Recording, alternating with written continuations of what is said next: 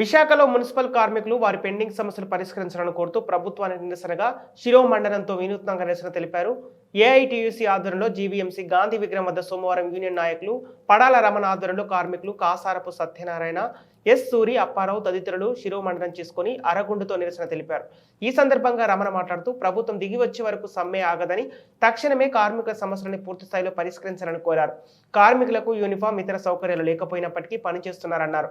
ఈ కార్యక్రమంలో GVMC, AITUC నాయకులు కె సత్యనారాయణ, వెంకటేశ్వరరావు, ఉమ్మికృష్ణ పాల్గొన్నారు.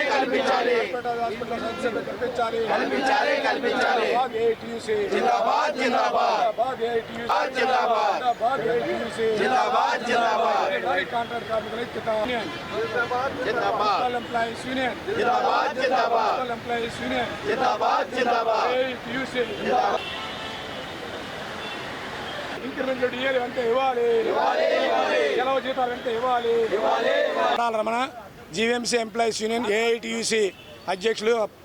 అయితే గత 4.5 ఏళ్ళుగా రాష్ట్ర ప్రభుత్వం మున్సిపల్ రెగ్యులర్ ఎంప్లాయీస్కి కానీ కాంట్రాక్ట్ కార్మికులకు కానీ పెడుతున్న సమస్యలు పరిష్కారం చేయకుండా కాలయాపన చేస్తూ ఉంది. అందుకని జేఏసీగా ఏర్పడి సమస్యల పరిష్కారం కోసం సమ్మె నోటీస్ ఇచ్చి సమ్మెకు దిగడం జరిగింది. ఈరోజు రాష్ట్ర ప్రభుత్వం పలు దఫాలుగా చర్చలు పిలుస్తూ చర్చలు పెడుతూ కాలయాపన చేస్తుంది. ఇంత ఎత్తు కూడా 1 ఇంచు కూడా సమస్య పరిష్కారం వైపు ప్రభుత్వం ప్రయత్నం చేయలేదు. పైగా మున్సిపల్ కార్మికులకు అన్ని సమస్యలు పరిష్కారం చేస్తామని చెప్పి ప్రభుత్వం తప్పుడు ప్రకటనలతో ప్రజల్ని మభ్య పెడతా ఉంది. అది ఈ రాష్ట్ర ప్రభుత్వాన్ని ప్రశ్నిస్తూ ఉన్నాం. మేము అడుగుతున్నటువంటి కోరికలు ఏవి కూడా గొంతమ్మ కోరికలు కాదు.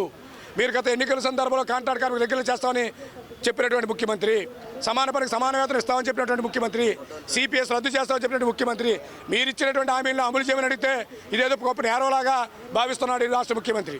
కాబట్టి ముఖ్యమంత్రి గారు మాట తప్పడం కాదు, మనం తిప్పిన ముఖ్యమంత్రి గారు మీరు ఇచ్చినటువంటి హామీని అమలు చేయమని డిమాండ్ చేస్తూ ఉన్నాం. మరో పక్క నుండి కాంట్రాక్ట్ కార్మికులతో పాటు రెగ్యులర్ కార్మికులకి ఎప్పుడు ప్రతి సంవత్సరం రావాల్సినటువంటివి డిఏలు కానీ, సెలవు జీతాలు కానీ, ఇంక్రిమెంట్లు కానీ, స్పెషల్ గ్రేడ్ ఇంక్రిమెంట్లు కానీ అన్నీ కూడా పెండింగే. ఇవన్నీ కూడా అమలు చేయాలని చెప్పి మేము డిమాండ్ చేస్తూ ఉన్నాం. హెల్త్ కార్డుల పేరుతో కార్మికుల జీతాల్లో కోత పెడతా ఉన్నాం. ఇవన్నీ కూడా మీ ఖజానాలు వేసుకుంటున్నారు. కానీ అనారోగ్యంతో కార్మికుడు హాస్పిటల్ పాలైతే ఒక్క కార్మికుడికి కూడా వైద్యం అందనటువంటి పరిస్థితి ఉంది. కాబట్టి కార్మికులందరికీ కూడా అన్ని కార్పొరేట్ ఆఫీసుల్లో వైద్యం అందేలాగా కృషి చేయాలని చెప్పి మేము ప్రధాన డిమాండ్గా పెట్టడం జరిగింది. మా డిమాండ్లన్నీ కూడా న్యాయసమ్మతమైనవి, మా డిమాండ్లన్నీ కూడా మాకు హక్కు అని చెప్పి మేము చెప్తా ఉన్నాం. మేము అడుగుతున్నాను కూడా భిక్ష కాదు, అది మా హక్కు అని మేము వాళ్ళు అడుగుతున్నాం. కాబట్టి మా హక్కుల మీద మేము రాజీ పడ్డానికి సిద్ధంగా లేవు. మీరు ఎంత దూరమైనా తీసుకెళ్తాం, సమ్మెని కొనసాగిస్తామని చెప్పి మేము ఈ సందర్భంగా హెచ్చరిస్తా ఉన్నాం.